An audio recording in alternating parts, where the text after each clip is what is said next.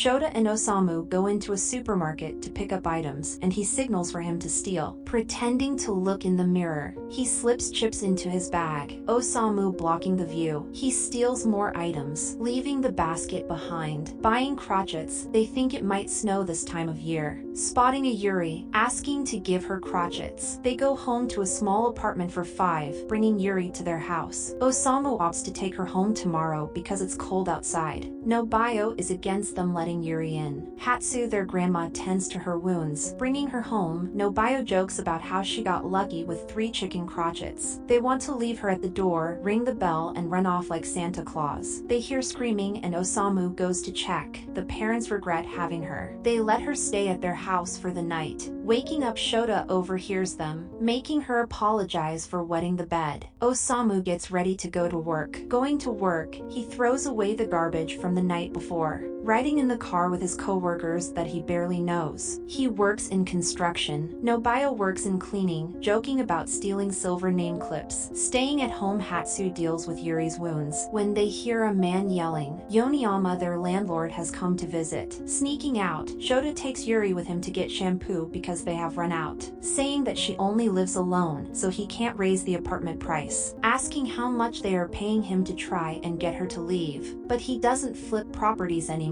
Walking around the city, they stop at a local shop. When the cashier is distracted, he steals a bottle of shampoo and a snack. Shota sharpens a rock, asking how she got hurt, questioning if it was her mother. Saying her mother is nice, she would never hurt her. Aki is their other sister. She is worried people will look for Yuri and they will get in trouble. Nobuyo joking says that they haven't even asked for ransom yet. They feed Yuri gluten cake, her favorite. She used to have it with her grandma. Coming home late, they find out Osamu is injured, but he will get workers' compensation. In the daytime, Shota and Yuri go out to steal because they don't go to school because their family barely makes any money to survive. Saying that he will show her how to steal in the future. Reminiscing on her grandmother, she says she is in heaven. Osamu loves Yuri even though they can't fully provide for her. Nobuyo's work shifts have been cut. They start at noon now. Hatsu is lucky. She gets a pension until she dies because of her husband. Aki works part-time at a virtual sex shop. She is told to not wear double panties this time. She is made to pleasure men from the other side of a window. Hatsu plays pachinko for fun, stealing a basket of metal credits. They choose a fish shop to steal from this time. Osamu asks the cashier about bait, while Shota steals fishing rods and Yuri turns off the metal detector. Osamu thanks her for the help, saying they did great work together. But Shota hates Yuri, saying she is useless and not his sister. Soma will be able to get 40 or 50,000 yen this month, meaning he won't have to work. They want to use some of Hatsu's pension, but Aki sticks up for her, saying they can't prey on grandma. Aki and Hatsu sleep together, joking about her job and shaking her boobs as a living. They make Yuri lick salt, thinking it cures wetting the bed. Worried, she stays up waiting for Shota to come home. Nobuyo tells her it's not her fault, going back to bed. They worry about Yuri for parents that don't care about them. People would usually turn out to be thieves like them. Osamu finds him in the homeless box, sharpening his rock. Agreeing to say that Yuri is his sister. They have a complicated father-son relationship. Shota struggles to say that he is his father. Playing around, they run around in the parking lot. Finding out that Yuri is on TV, people believe their parents killed her. Thinking about giving her back or letting her stay, they cut her hair as a disguise. They think of a new name for her. They play with the name Lynn. They assumed she would have wanted to go home. Typically children do, but this time she chose differently. Looking outside, Osamu spots kids playing with a football. Too poor, he improvises with a plastic bag. They try on clothes to steal, thinking of the summertime. They might go to the beach. Yuri stops trying on clothes, scared she might get beaten if she asks for clothes. Trauma from her parents in the past beating her. Asking about a wound, she is told an iron burned her at work. But Yuri has the same wound. They decide to burn the dress Yuri wore on the day she met them, saying that if they hit her and said it was because they loved her, it was a lie. If they loved her, they would hug her and help her. On a day out, they play with cicadas at the park, letting them climb the tree. Testing their luck, he lets Yuri steal for the first time, but Yuritsugu stops them, giving them candy and telling Shota to not make his sister do it. Aki and her co-worker are chosen to be fired. They can pick between them to decide who because they have part-time hourly wages. Her co-worker pleaded to stay, saying she will keep quiet about the little girl they stole. She saw it on the news. Forced, she relucts. Hatsu goes to visit her husband's son, praying at his shrine in his memory, and thank her children for having her over. They think Aki is overseas in Australia studying abroad, but she lives with Hatsu in the same town. They give her a gift of money, checking that it is only 30,000 yen again. Aki works during her day job, having virtual sex with her loyal customer Mr. 4, deciding to chat after, and he pays for more time, worrying about his wounds. He says that he punches himself.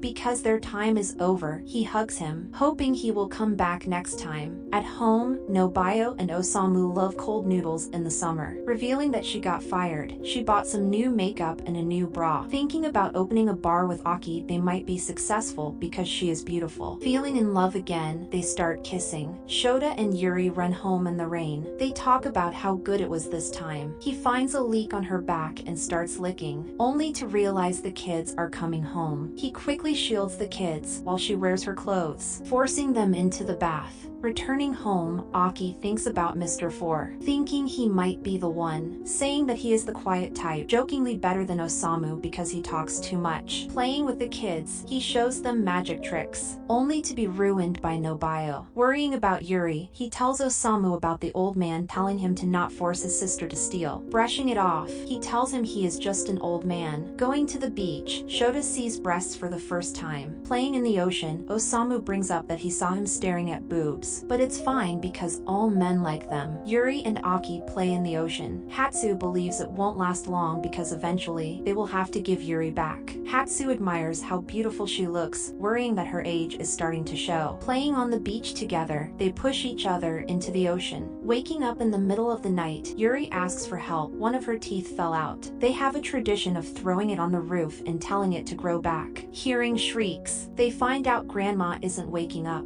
Wanting to call an ambulance, Osamu is stopped, saying if one comes they will all be evicted. She has already passed. They have to keep it a secret, so they bury her under the house, telling them to say there have only been 5, excluding Grandma. While showering, Osamu is happy that burying someone this time wasn't as bad as the last one. They go collect Grandma's pension. They drink ramen while walking home. Shota plays with the glass ball inside, saying it is the universe. They look for cars, but Shota wants to stop stealing. He breaks the window and steals the bag. They run off. Shota is forced to steal food to survive, but he tells Yuri to stay behind. Wandering and he questions what he is going to steal, doing his hand technique he thinks, but Yuri followed and stole chips. Distracting, he runs away with a bag of oranges, jumping off a cliff to survive. Osamu is called in, reporting that Shota stole. Nobuyo comes to get him because they need to take care of their kid. They quickly pack to leave the house, but they are caught.